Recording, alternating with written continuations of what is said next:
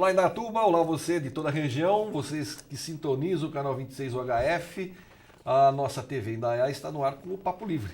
Estamos começando e chegando aqui hoje com a Valéria Nair dos Santos, ela que é enfermeira do CEPREV, e trata de um tema muito interessante que é o tabagismo, essa coisa horrorosa que eu tenho aversão ao cigarro, mas a maioria das pessoas não tem essa mesma aversão, e a Valéria vai conversar com a gente sobre isso. Valéria, obrigado por estar aqui com a gente.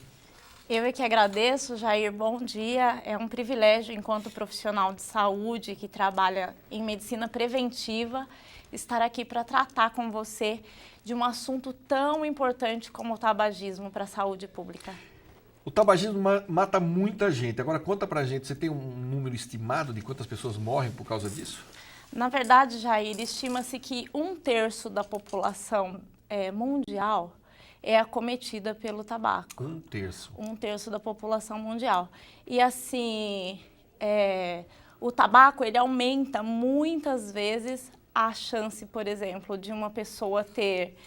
Aumenta em 10 vezes, por exemplo, a chance de uma pessoa ter câncer pulmonar.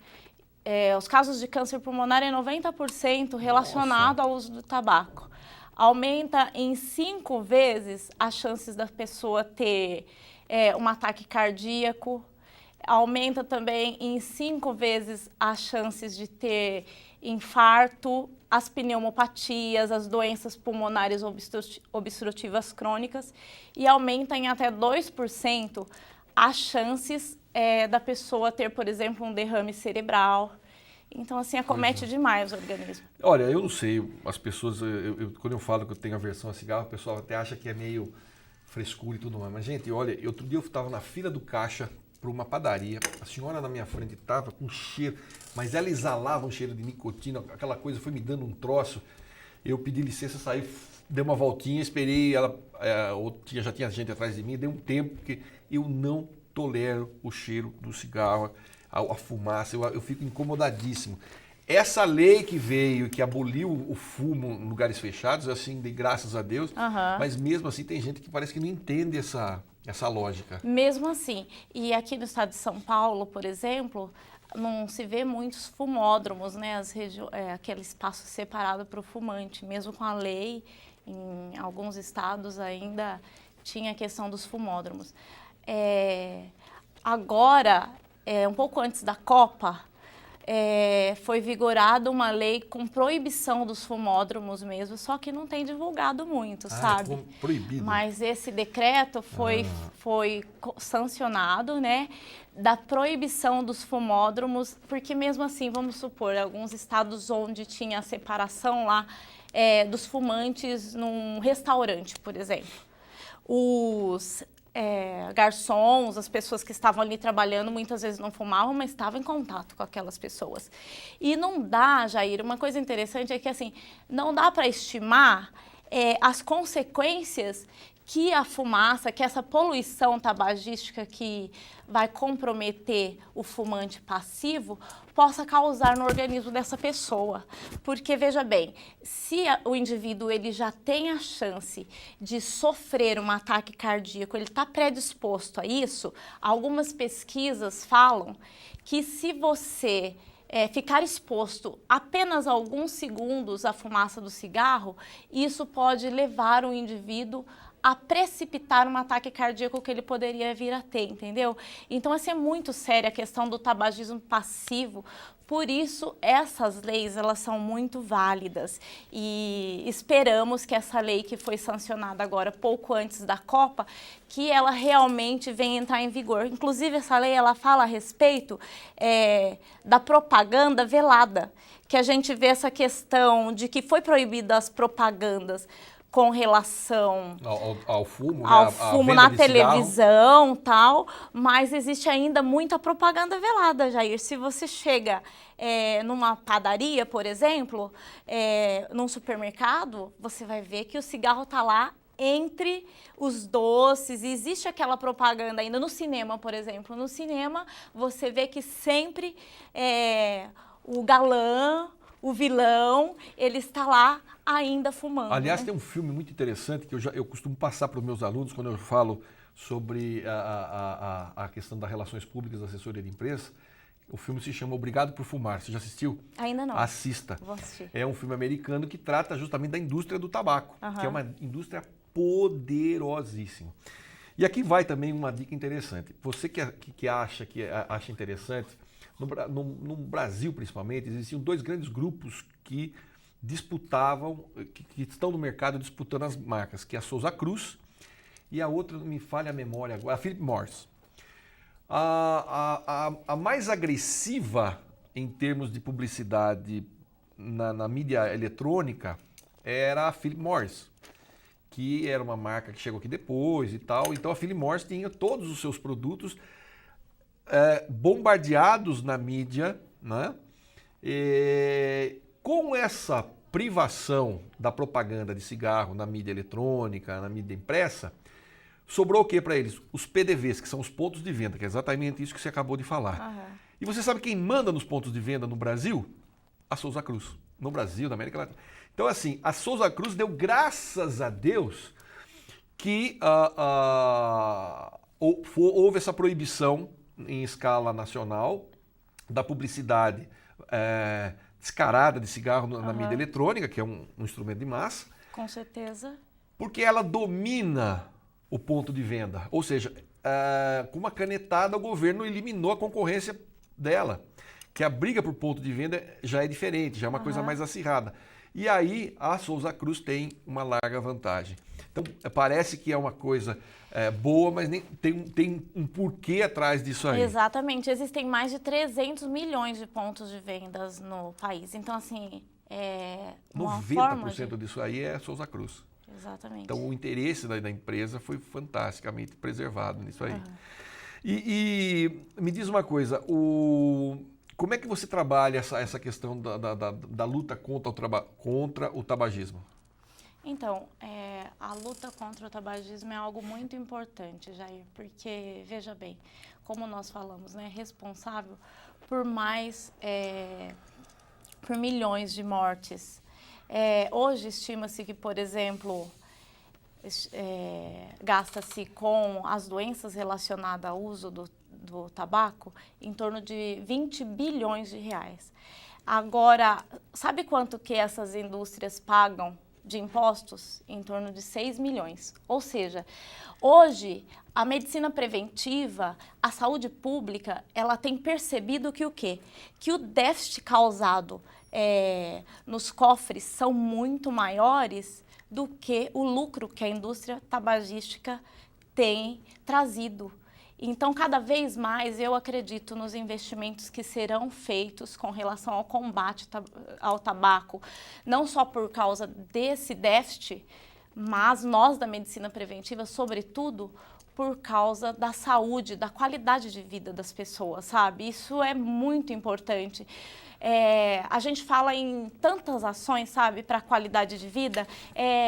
Pratique exercício físico, tenha uma boa alimentação, pratique técnicas de relaxamento, né? Só que se você quer fazer algo, se você diz assim para mim, o Dr. Alberto, que é um pneumologista que atua nessa área de prevenção ao tabaco, ele fala muito isso. Se você quer fazer algo que vai promover a sua qualidade de vida e fale, eu vou abandonar todas as outras, se você é tabagista, se você faz uso do cigarro, abandone o uso do cigarro. Então, assim, na medicina preventiva agora, por exemplo, lá no CEPREV, nós promovemos diversas ações, né, palestras de conscientização quanto ao uso do tabaco e a prevenção do tabagismo. Inclusive, esse doutor Alberto veio para fazer um ciclo de palestras para nós. E agora, nós fizemos parceria com uma pneumologista, ela irá atender os nossos segurados e nós pretendemos fazer um grupo para apoiar essas pessoas, ajudar com relação à recuperação, porque tabagismo é uma doença e, como tal, necessita ser tratado. As pesquisas mostram que quando há tratamento para o tabagismo, as chances de cura 5 vezes maior do que se a pessoa tentar por conta própria. Então, a ajuda é algo muito importante e essa é uma bandeira que a medicina do CEPREV tem levantado, a saúde pública também do nosso país ela tem levantado, os índices por conta disso também com relação ao tabaco têm caído bastante. Por volta do final da década de 80, estimava-se que o tabagismo estava em torno de 33% das pessoas. Hoje, estima-se que está em torno de 15% a 16%. Então, tem reduzido bastante esses números e eu acredito que isso se dá por causa de todas as leis que foram criadas e, sobretudo, por causa dessas ações de medicina preventiva. O meu irmão parou de fumar, super saudável, agora estou bem, tal. No Dia dos Pais eu senti o cheiro de cigarro, falei, quem que tá fumando? Olhei, o bonitão lá fumando, eu falei, viu, você não tinha parado de fumar? Ele falou, voltei. Eu falei, mas é uma anta mesmo, né? Mas assim, Jair, eu acho impressionante isso. Que é muito difícil, porque o uso do tabaco, a dependência, ela está muito ligada a diversos fatores, né? O indivíduo, então, às vezes, por conta, ele não vai conseguir mesmo. As recaídas, as pessoas estão muito predispostas a ter esse tipo de recaída. É preciso também saber lidar com a recaída, sabe? Ser perseverante, porque, veja bem, essa dependência, ela é causada por vários fatores. Um deles é porque a nicotina, ela se liga aos receptores de nicotina no nosso cérebro. Esses receptores de nicotina, eles vão liberar no nosso organismo dopamina. A dopamina é o hormônio do bem-estar. Então, quando o indivíduo ele fuma, ele vai se sentir bem, Entendi. Ele vai se sentir mais tranquilo, ele vai se sentir que no organismo dele tudo está fluindo melhor. Ele tem uma falsa sensação de bem-estar. Na verdade, não é uma falsa sensação de bem-estar. Libera dopamina mesmo. E a dopamina, ela é o hormônio do bem-estar. Então, assim, eu como mãe, como profissional de saúde, eu sempre converso com os meus alunos, com a minha filha, com os meus sobrinhos, e eu falo assim, cigarro, ele é uma droga, mas é uma droga lícita. Droga, ela, se fosse ruim, se a pessoa se sentisse mal, não tinha tanta dependência, tanta gente usando. Na verdade, produz uma sensação de bem-estar, mas vamos dizer assim, que essa sensação de bem-estar que vai produzir no organismo não se compara aos efeitos deletérios, porque quem fuma hoje, Jair, com certeza, daqui a alguns anos vai dizer assim, poxa vida, eu deveria ter parado. Eu gosto muito de citar o caso daquele garotão lá que fazia propaganda do Marlboro, sabe? Você lembra quando tinha muita propaganda? Lembro. Então, aquele cara, ele...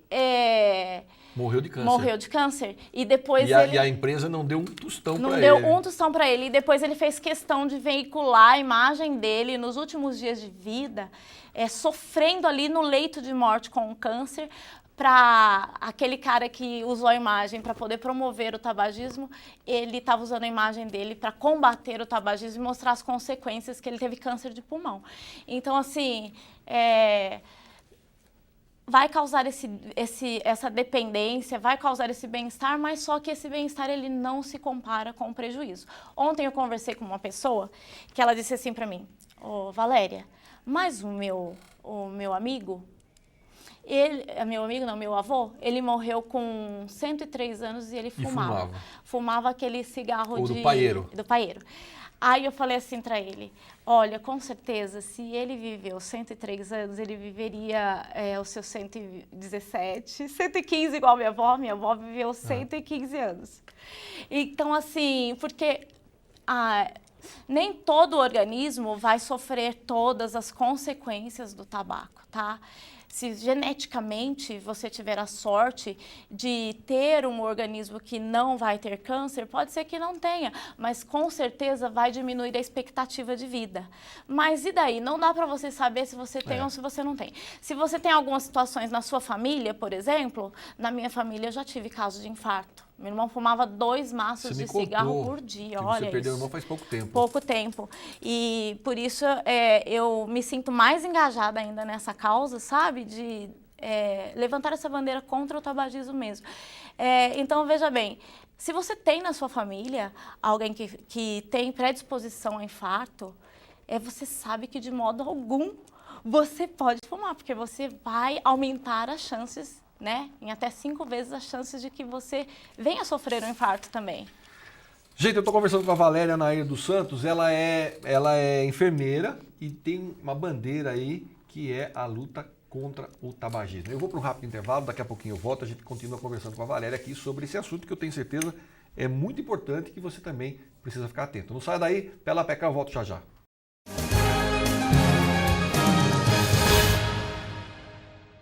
De volta com o nosso Papo Livre, Valéria Nair dos Santos, ela é enfermeira, trabalha na medicina preventiva do CEPREV. Para quem não sabe, o CEPREV é o Serviço de Previdência dos Funcionários Públicos Municipais, aqui de Indaiatuba. E como é que funciona esse trabalho no CEPREV? Você percorre os departamentos, como é que vocês elaboram esse trabalho, Valéria? É um serviço novo, tem 2 anos, e que foi implantado. Então, a nossa proposta é promover a qualidade de vida dos nossos segurados e a manutenção da saúde deles. Então, nós trabalhamos lá no CEPREV com diversas ações voltadas à medicina preventiva, ações educativas e ações de prevenção. Nesse mês de agosto, como nós falamos, nós trabalhamos essas questões de combate ao tabagismo, estamos começando a implantar um grupo de tabagismo lá, certo? Antitabagismo, né? Antitabagismo, exatamente. Agora, temos também outros grupos. Tem o grupo de hipertensão e diabetes, que acontece todas as quartas-feiras, às 15 horas, para os nossos segurados e seus dependentes. Nós também estamos trabalhando com um grupo de obesidade,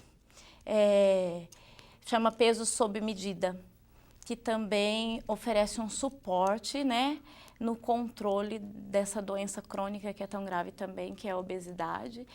E nós também agora em outubro teremos o Outubro Rosa, que vamos trabalhar com a questão da prevenção do câncer de mama. Então, a medicina preventiva, ela está engajada em todas essas ações voltadas a isso, né? A manutenção da saúde dos nossos segurados, o bem-estar e a qualidade de vida deles. Legal, vamos voltar a falar um pouquinho sobre o tabagismo. Como é que você começou com esse trabalho? Como é que você começou a desenvolver esse trabalho? Você teve algum, independente desse seu irmão que morreu faz pouco tempo, né? Mas você já tinha algum caso, alguma coisa que levou você a procurar se especializar, buscar informações em relação a isso? Na verdade, assim, eu trabalhei num centro de atenção psicossocial também, num CAPS. Certo. E eu percebia que entre os transtornos mentais sempre estava associado o uso de tabaco, ali, sabe, de cigarro. E eu percebo que isso compromete demais a saúde psicoemocional e a saúde física das pessoas. E como enfermeira, então, em primeiro lugar, eu, muito preocupada com esta causa, eu procurei e estou procurando ainda buscar muito mais conhecimentos a respeito do assunto, né? Eu ainda não fiz uma especialização específica, mas eu tenho buscado cursos livres, né? Hoje em dia, Jair, existe através da internet mesmo, do Senad, cursos para conselheiros na área de dependência química que você pode estudar sobre esse assunto. O cigarro é uma dependência química. É uma dependência química. Como é que chama? Lícita, mas é uma dependência química. Exatamente. Na verdade, o cigarro é uma doença e ele é classificado pelo Código Internacional das Doenças, F17.2, classificado mesmo como doença. E como tal, necessita ser tratado, né, Jair? E nós estávamos falando aqui como que você começou a trabalhar com isso. Então aí, realmente, eu acabei me engajando a partir do trabalho aí no CAPS e de ver também, né, o quanto que essa questão da dependência química, ela tem agravado a saúde das pessoas. Tem uma estimativa que fala que em todas as famílias, independente de classe social, independente de condição financeira, independente de nível educacional, em todas as famílias é para ter pelo menos um dependente químico nos próximos anos. Então, é um assunto que preocupa bastante, né? O ano passado eu fiz o curso do DENARC, Sim. que teve aqui em Indaiatuba, que a prefeitura de Indaiatuba, juntamente com o Comad, promoveu. Que vai ser agora de novo, né? Isso, de agentes multiplicadores. É um curso que vale bem a pena fazer, né? Aprendi bastante sobre isso e continuo buscando aprender cada vez mais para poder estar mais preparada ainda para atender não só as pessoas no meu ambiente de trabalho, mas com quem eu converse, com quem eu conviva, os meus familiares. Realmente eu tenho levantado essa bandeira com muito afinco. Valéria, o cigarro, deixa eu perguntar uma coisa, você talvez possa me responder. Esse cigarro industrializado, que segundo as informações que a gente tem, inclusive esse filme que eu citei, Obrigado por Fumar, discute essa questão, eles colocam aditivos na produção para viciar você. Exatamente. Né? No que mais ele é diferente daquele cigarro do paeirão? Porque o paeirão, pelo que eu saiba, é a folha do fumo enrolada e a pessoa fuma aquilo. Exatamente. Agora, esse cigarro industrializado, ele tem um processo químico que vai garantir... Muitas misturas. Estima-se que, dependendo da marca, tem de 4.000 a 4.720 substâncias tóxicas no cigarro. Dentre elas, 60 substâncias são causadoras de cânceres. Então, veja bem, o outro cigarro, o paeirão que se fala, ele também tem a nicotina, ele também causa dependência, mas é claro que o cigarro industrializado, ele precisava ganhar uma aparência bonita, ele precisava ganhar corpo, ele precisava causar mais essa dependência, e para isso, Jair, é um verdadeiro veneno. Eu não sei a subjetividade, outro dia eu assisti um filme que me incomoda, eu falo para você, mas é verdade, eu me incomodo demais com cigarro.